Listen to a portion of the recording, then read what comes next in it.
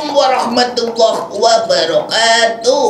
Waalaikumsalam warahmatullahi wabarakatuh. Perkenalkan, nama saya Slendeng. Kang Lupit, berada Kang. Nyong dikandani. Lah, kayong anak-anak baik kon lagi mangan. Sekian meneh Kang, dia lagi bang siaran. Ya wes, yang betul. Pimendang. Sampai ngerti beli Kang?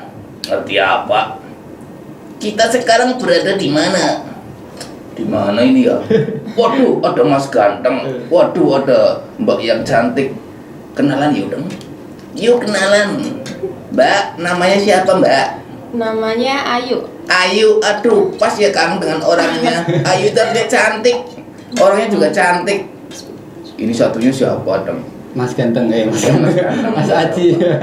Mas Aji. Aji itu ada seperti keris. Keris itu membawakan aji atau berwibawa. Berarti Mas Aji itu berwibawa ya? Iya ya Kang, ternyata hostnya masih muda semua. Kang, iya.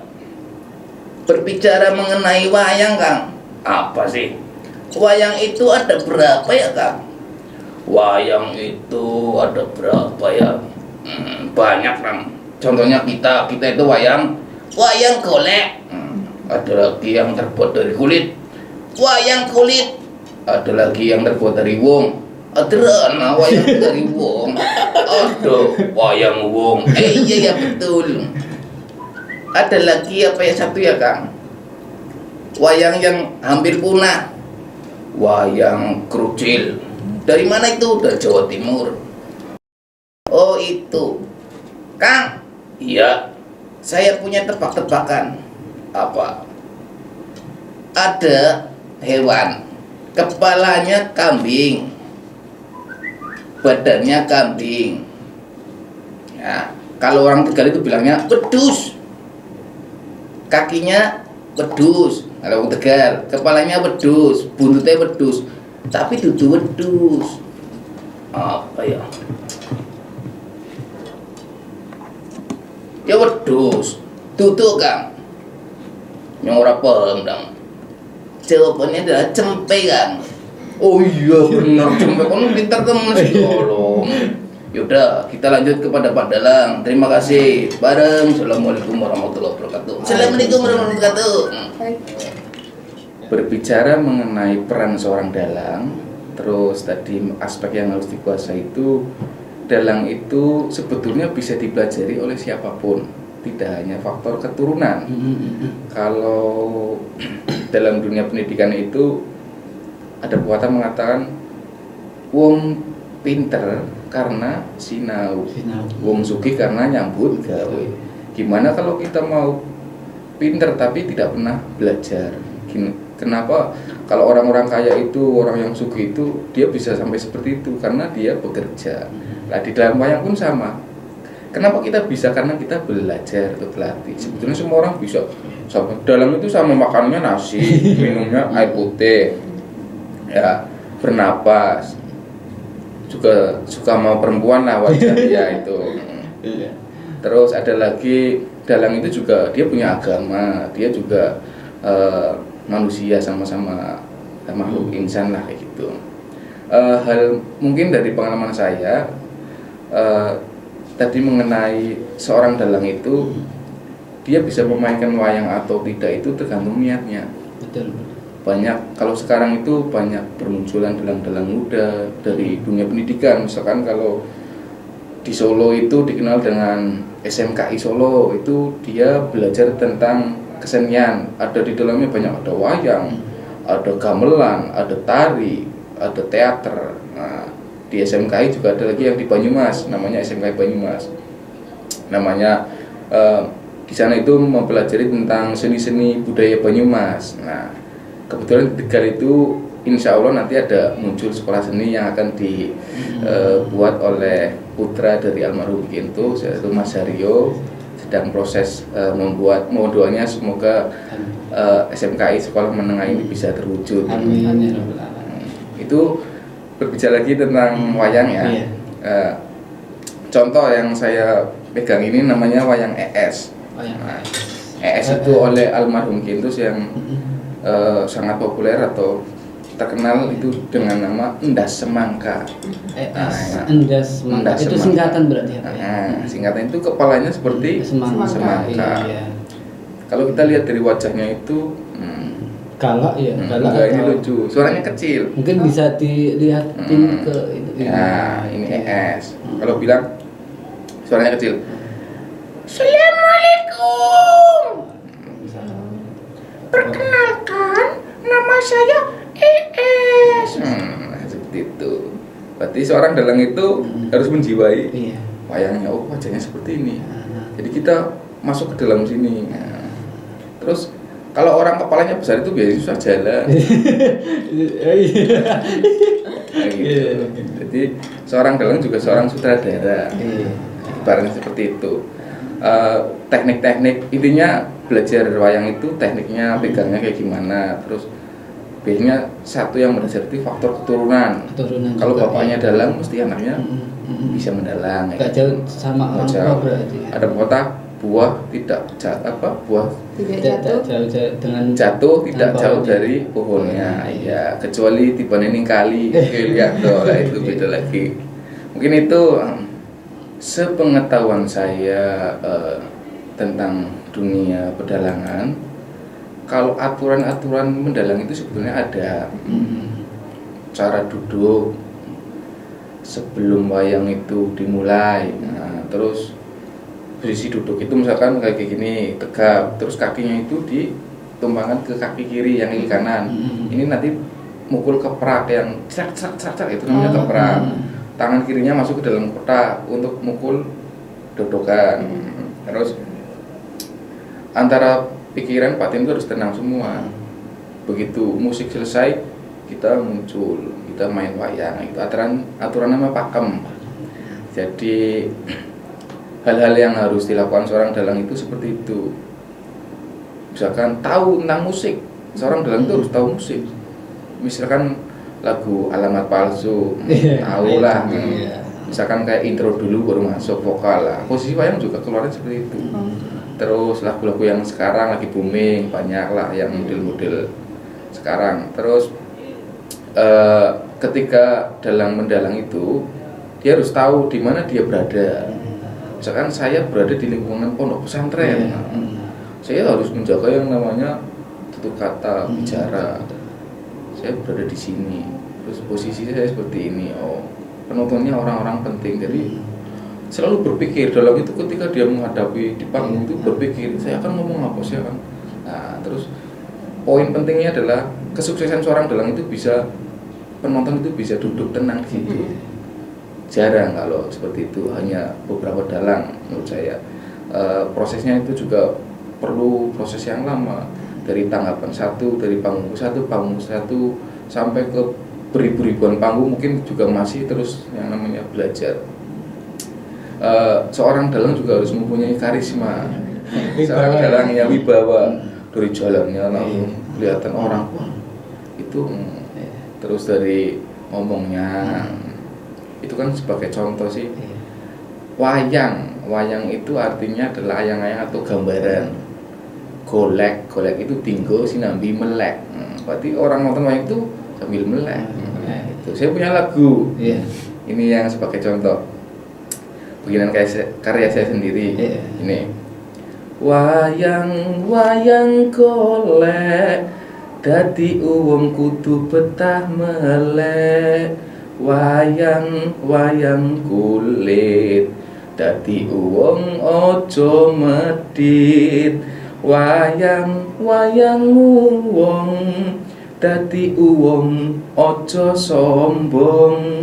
Wayang santri ojo lali sembayang ngaji. Jadi itu model-model seorang dalam bisa menciptakan lagu-lagu. Dan itu pastinya kalau lagu itu ada maknanya sendiri. Nah, jadi kalau sekarang itu lebih pada kenalnya dengan wayang santri karena oleh almarhum Kintus itu yang beliau itu sangat-sangat tidak ada lelahnya atau membuat kreasi apapun. Itu juga sebagai panutan dalang sekarang, sebagai motor. Jadi generasi sekarang itu menirunya beliau secara tidak langsung. dari dia mendalam, busana yang dipakai, cara dia ngomongnya. Itu mungkin tentang tadi sekilas mengenai dalang. Mungkin kalau misalkan terkait dengan konten ya Pak ya, tadi terkait wayang santri ya, itu emang ada khusus berarti ditayangkan atau dipertunjukkan di pondok pesantren itu? Kalau wayang santri perkembangan sekarang itu yang saya sering, kan kebetulan saya krunya Ki Haryo, jadi saya pemain gamelannya. Jadi sekarang itu di Tegal itu booming wayang santri, bahkan sebelum corona itu sudah booming karena di YouTube itu banyak sih.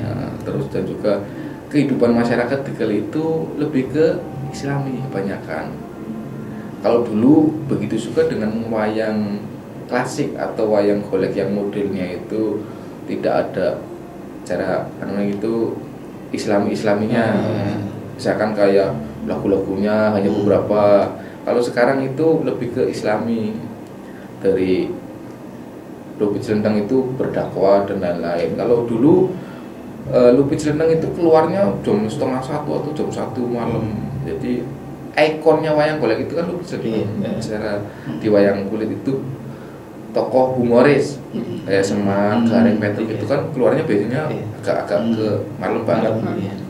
Kalau wayang santri oleh almarhum Kintus dikeluarkanlah pertama kali, jadi tokoh yang humoris yang seharusnya di malam terus dimunculkan pertama, jadi kan anak-anak bisa tahu jadinya menarik. Terus kebanyakan itu di dalamnya isinya dakwah-dakwah. Kalau perkembangannya sekarang di Tegal wayang santri sangat bagus, maju. Cuma kendalanya yang nanggap sekarang konten kreatif. Sekarang kalau kita sering lihat di YouTube itu banyak bermunculan konten-konten kreatif, dari mulai tutorial apapun ada di situ. Terus dari segi budaya juga banyak. Itu menurut saya itu mereka itu kreatif, tapi satu menurut saya itu harus lebih kreatif lagi. Misalkan tidak hanya di dunia itu maya, kita lebih ke langsung terjun masyarakat aja. Misalkan kayak ketika membuat konten, misalkan kita langsung ke desa, libatkanlah masyarakat di situ biar mereka tahu kan yang main HP tidak hanya orang muda, orang tua, sing ortunya kan HP kan banyak, tukang becak sing sering turu, terus ibu-ibu yang hobinya di sawah, matur, terus takbir pari kan dia tidak bisa menguasai HP, masuk ke dalam situ, kita ngadain apa dipanggil gitu. Jadi lebih menurut saya konten itu bagus, tapi lebih bagus lagi kita langsung terjun ke lapangan. Gitu ya. Pertunjukan gitu ya. Sekalian ya promosi lah kayak gitu model-modelnya. Keadaan wayang kalau contoh nyata di dunia pendidikan, jenengan terus sama Mbak Ayu, terus sama murid-murid yang lain, tahu wayang dari mana? Apa dari nonton film, apa dari buku? Misalkan tahu wayang gambar ini wayang Werkudara, cuma gambarnya saja. Ketika menghadapi wayang Werkudara yang mana ya bingung ketika melihat. Nah itu kan cuma teori. Nah lebih ke prakteknya, itu harapan saya kalau dunia pendidikan itu minimal atau setahun sekali atau setengah tahun sekali atau 3 bulan sekali atau 1 bulan sekali mengundang para seniman-seniman, misalkan kayak dalang masuk ke dalam situ, atau guru-guru seninya diadakan pelatihan tentang wayang. Jadi anak sekarang itu mereka suka, gimana mau suka melihat aja nggak pernah, gimana tahu kopi, misalkan kopi bentuknya seperti apa, kopi rasanya kayak gimana, kan harus ini kopi seperti ini contohnya. Begitu pula dengan wayang. Kalau wayang bisa masuk ke dunia pendidikan, misalkan ke pelajaran yang sederhana bahasa Indonesia, itu di dalamnya itu kan ada namanya drama, ada latihan dialog, kita praktek pakai wayang dia. Terus sejarah, terus pelajaran agama bisa masuk, sebetulnya bisa masuk semua. Terus pelajaran seni budaya, pertunjukan teater bisa masuk.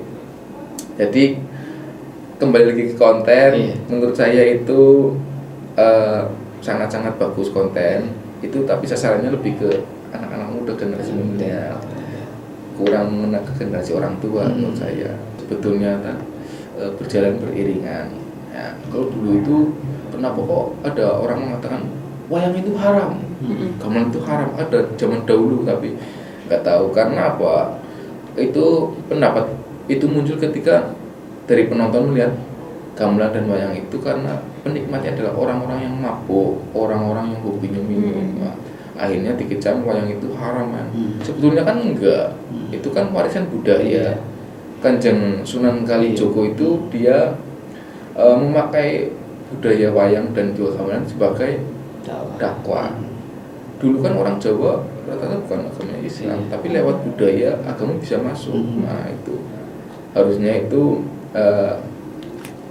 sekarang itu ketika di masjid-masjid atau ketika ceramah bolehlah para kiai-kiai, para ustadz-ustadz pakai wayang apa masalah. Menurut saya itu malah bagus. Wong ini kan karya buatan manusia dari kayu.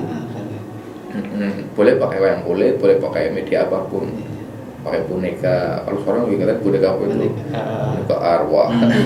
Spirit girl Spirit girl begitu. Mungkin cara membuat generasi milenial tertarik dengan wayang itu kita itu sebagai pelaku atau dalang itu harus kreatif. Kita harus kenal mereka dulu. Generasi milenial itu sukanya nongkrong di mana, terus suka buka konten apa. Nah, kita bisa masuk ke dalam situ. Misalnya kita membuat konten-konten atau game, misalnya dari wayang itu buat game atau bikin buat apapun yang berhubungan dengan yang disukai oleh generasi milenial, kita bisa masuk.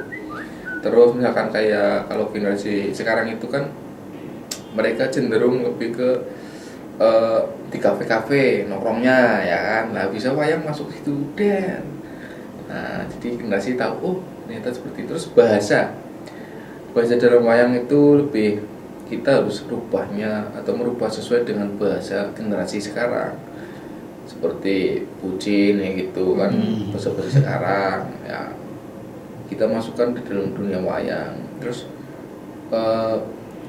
tema atau di dalam pertunjukan wayang itu yang sederhana tapi mengena, tapi tidak menghilangkan yang namanya aturan main dalam wayang. Misalnya ada perang, dalam pertunjukan wayang ada namanya masalah, peperangan, terus ada akhir, itu seperti itu ada macam alur ya Pak? Alur ya. Terus kalau sekarang itu kan banyak muncul konten-konten di YouTube itu tentang kisah anak muda apa yang berbau-bau itulah, yang lucu-lucu bisa dimasuk ke wayang. Sudah banyak dilakukan sih oleh beberapa dalang. Tergantung kitanya mau kreatif atau tidak. Tapi kalau saya lebih cenderung ke kita kenal mereka dulu yang generasi milenial. Terus kita masuk melalui ranah-ranah apa di mana dia nongkrong, kita masuk situ. Terus kita beri semacam pengenalan, ini wayang ini bisa masuk di angkringan itu. Kita kerjasama dengan angkringan, taruh wayang di situ, sekitar layar gede, kita ambil medang itu, wah ada wayang sebenarnya. Itu bisa masuk ke situ. Jadi generasi milenial kan sukanya di situ. Di PS itu taruh apa itu, mungkin itu. Dikisahkan di suatu desa bernama Desa Menjangan. Ada dua orang tokoh bernama Lupit dan Senteng sedang berbincang-bincang mengenai dampak atau wabah yang terjadi di Desa Menjangan tersebut. Bagaimana kisahnya? Selamat menyaksikan.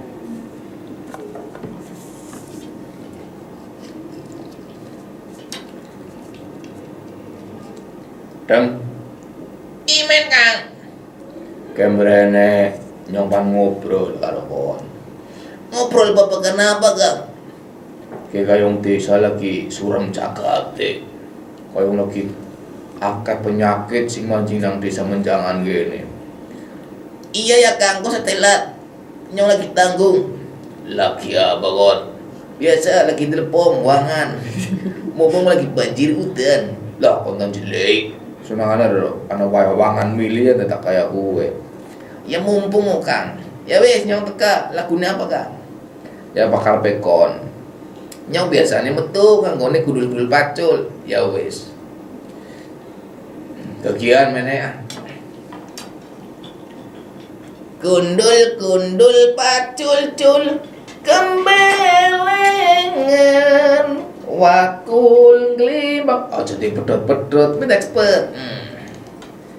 Assalamualaikum Kang. Waalaikumsalam. Pimen kabare Kang? Apik dong. Kon sih. Nyong ya apik kok. Nyong kayaknya bersinar-sinar wajahnya bagaikan bulan. Kayak wong wadon lagi tentang bulan. Sejen wah. Aja ngomong gue. Guyon Kang, guyon. Kang, Primen. tisane awake dewek bisa menjangan kene. Kan lagi kenang sing ngarane wabah. Wabah. Iya, penyakit sing ora umum. Nganti seprene bahkan ning Indonesia pun ora ilang. Apa sih? Corona. Iya ya. Kayak orang tengen-teng penyakit gue. Embuh, barang itu ora katon. Tapi kayak bahaya ini anggar mending lo. Contoh barangnya sampai tekaton lo. Iya ya, wujudnya katon. Ki barangnya ora katon tapi bahaya ini pol. Medeni ya.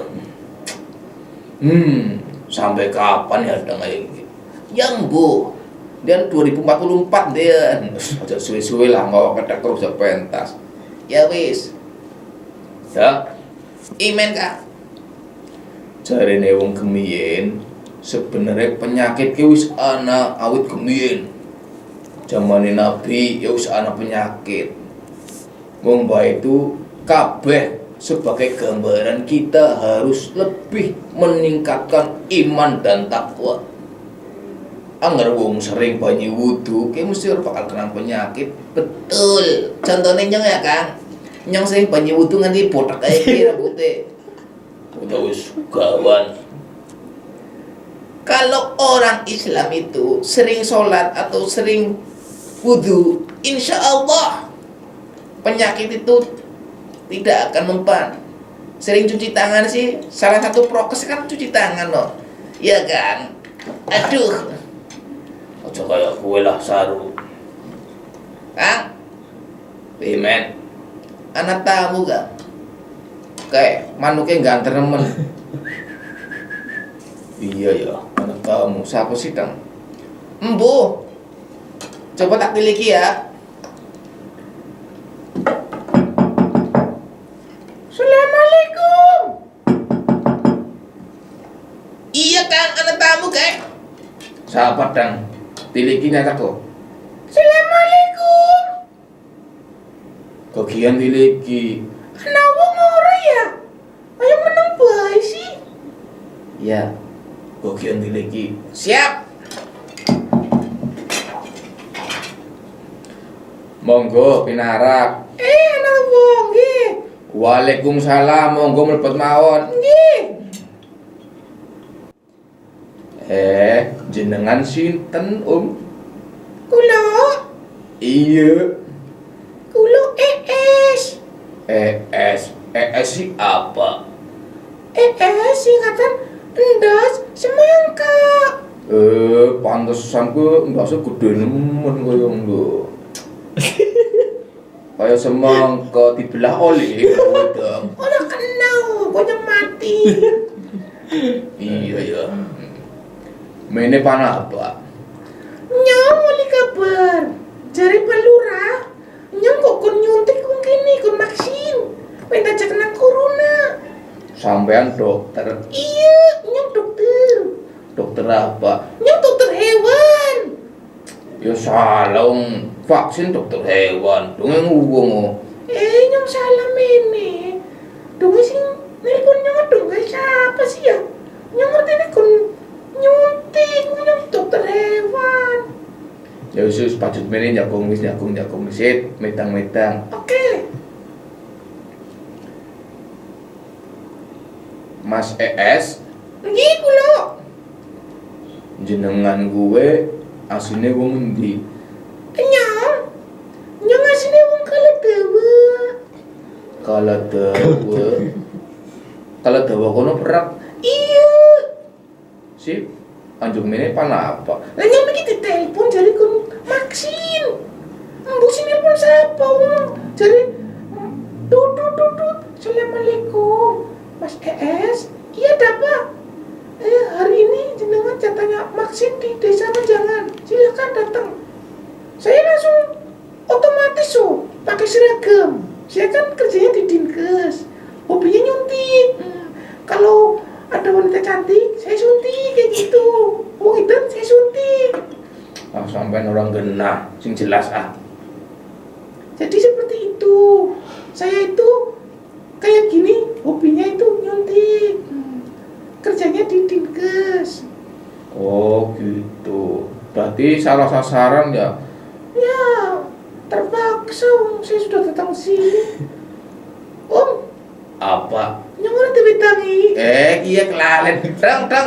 Kemen gak ngewedang. Oke, konsit. Konangan di Nyong lagi mampir mampir ngendi? warung. Sih, lagi apa? Kian wong godhog kacang. Lagi nguduk kacang. Lagi nyicipi. Nyicipi, Iya kok nyong soli rong piring nyicipi. nyicipi rong piring, utang ngoyong bangetan lo. Anak tamu maning. Ana dinenyong. Ngusit ya, nyong tak gentenan, tangannya angel soalnya. Anak bahaya. Kok ngurip kok kayak temen. Niki jare ana kamu teka. Assalamualaikum. Kang Lopet. Assalamualaikum. Kaningan suaranya wong secing ya siapa ya? Astagfirullahaladzim, Masya Allah. Kaningan semangka gede nemenang kene, kayak Kang Lopit tuku nangan dong. Ngerocok nemen ki wong. Teka-teka ngarani nyong. Oleh dituku nangan di nyong wong om. Sampean wong. Nyong wong. Liwer apa sih? Iya, kue gede nemen dasi. Ndase bisa mainin liarnya pira ya? Asya, aja mbak nih. Sampean siapa? Nyong arane Slenteng. Iya, sing arane Slenteng. Sing mau dikundang ya di Lupit. Betul. Nyong gak sing arane Slenteng. Mau kan panrasan tendangannya nyong ya. Sampai itu sikit. Duwe oke. Kita semua teleponin ke Bu. Kan nyoba apa sih? Aja lah Om Saru, sampai teka-teka kenal biora kok. Cuaca gelut. Gelut mengko. Pan gelut. Lagi, yuk. Yuk gelut nyoba sama gelut. Terjadilah pertengkaran antara ES dan juga Slenteng. Maju mana Om? Cari pan gelut. Siap. So, kondisi tuh. Sing ngecek gelut. Sampai bisa yang sikun maju. Ya mau kan yang pan nyoba. Wis. Coba ya, tekan tem. Wah, Ora apa-apa. aning. Wah, Ora apa-apa. kuat nemen ya. Hah? Banting, dua, cecek. Wah, atuh. Aja lari dicekinya kuyunan. Sampai ketemenanan sih. Nyong lari. Aduh. Kan ini gemuyu. Nangis. Aduh. Nyong baliklah. Sampai nak kalemen. Mama. Jebule wonge kayak kain ndase gede tapi nangisan. Aduh, koyong bocah saiki anak baik. Nah, demikianlah pentas yang sedikit ini barangkali bisa menghibur, itu hanya guyon waton. Nah, bukan maksud untuk menyinggung perasaan siapapun. Ya, mungkin dari itu silahkan bagi yang mau menanggap bisa datang ke Depok, di Desa Depok, Kecamatan Pangkah, Kabupaten Tegal. Langsung saja ke sana. apapun acaranya bisa kita pegang ya, boleh acara apapun, jangan mikiri biaya, yang penting datang saja dulu. Medan larang makat murah makat. Oke, mungkin itu, terima kasih.